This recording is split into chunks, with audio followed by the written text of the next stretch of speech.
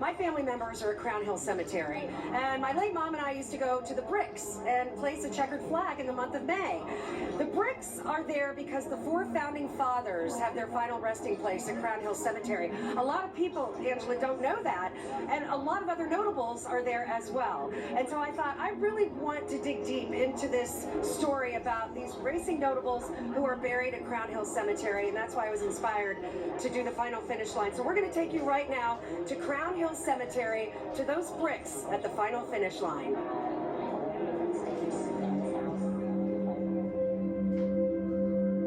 On a hot and hazy May day, high above Crown Hill Cemetery, the Indianapolis Motor Speedway stands out on the horizon.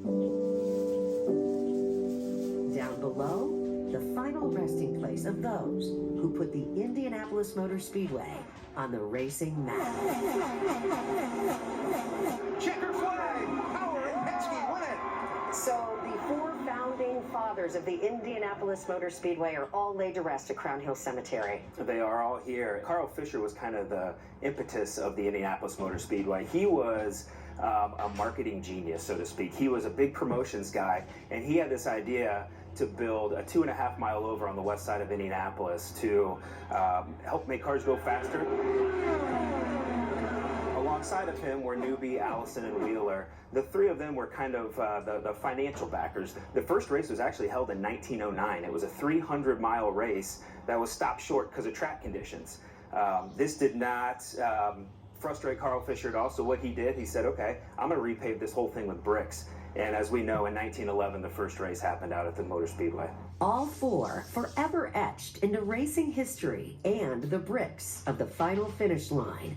The founders, among more than 60 racing legends, are buried here at Crown Hill Cemetery. Some names you may recognize.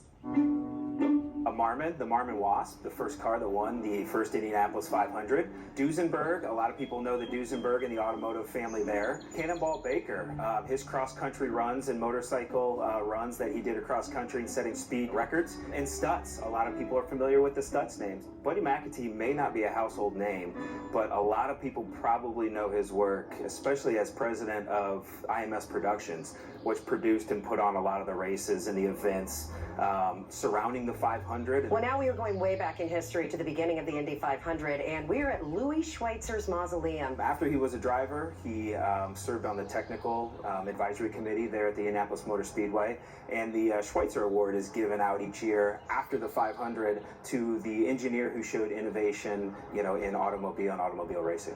The Bettenhausen name, a very common name for race fans. Oh yeah, if you're a race fan, you will absolutely recognize the name Bettenhausen.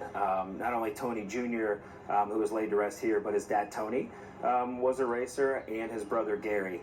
Tony started 11 Indianapolis 500s, also raced NASCAR, and eventually became a car owner as well. So very ingrained in racing, and tragically he and his wife passed away in a plane crash on Valentine's Day in the year 2000. Hello everyone from the Indianapolis Motor Speedway, it seems. And now we are at the final resting place of a voice everybody knows from the Indy 500, one Bob Jenkins, who was in the broadcast world, even says on his headstone that he was just a race fan that got lucky. Tell me a little bit more about Bob Jenkins' role in the final finish line and the bricks. Yeah, so Bob was a big fan of what we were doing out here and honoring the racing legends. He was such a big race fan and very passionate about remembering all those who contributed to auto racing. 1996 Indianapolis 500 is won by Buddy Lazier.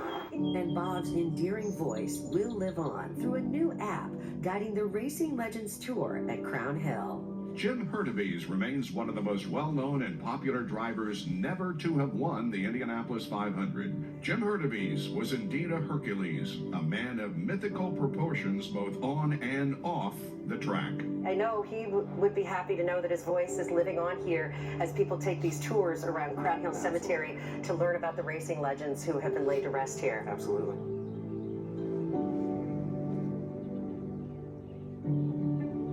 It's amazing to hear the voice of Bob Jenkins, and I know he would